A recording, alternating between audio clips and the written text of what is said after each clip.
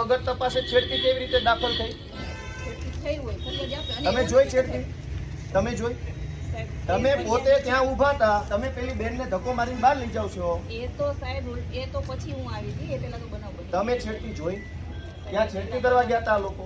બનાવ બની હું શું કહું, આ છેડતી કરવા ગયા હતા ત્યાં? એ છેડતી કેન્દ્ર છે, એ કોલેજ છે, તો ત્યાં છેડતી કરવા ગયા? કોલેજ છે, કોલેજ છે, આ કોલેજિયન છે.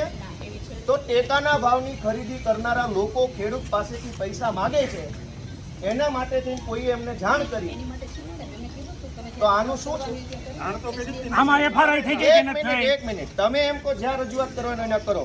પ્રાંત અધિકારીને 18, 19, 20 તારીખે 3 વખત રજૂઆત કરી. આરએસસી કલેક્ટરને 18 ને 22 તારીખે 2 વાર રજૂઆત કરી. કલેક્ટર સાહેબને 24 તારીખે મેં રજૂઆત કરી. 24 તારીખે સીઈઓને રજૂઆત કરી અને 24 તમને એફઆઈઆર આપી. હજુ તમે એમ કહો રજૂઆત કરો, તો આ ગુંડા તમને રજૂઆત કરવા આવ્યા હતા? બેન, ભગવાનથી ડરો, ભગવાનથી ડરો. તો ધીમે એટલે પણ હું કઈ ખાઈ ગયો? તમે અમને ઉપર ખોટા આરોપ મૂકો. બેન, તમે છેડતીનો આરોપ કેવી રીતે લગાવ્યો ના ઉપર?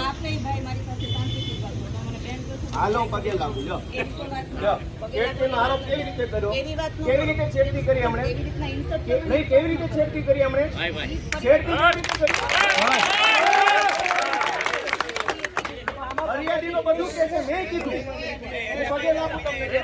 લો, પગે લાગુ. લો, છેડતી કેવી રીતે કરી? બેન,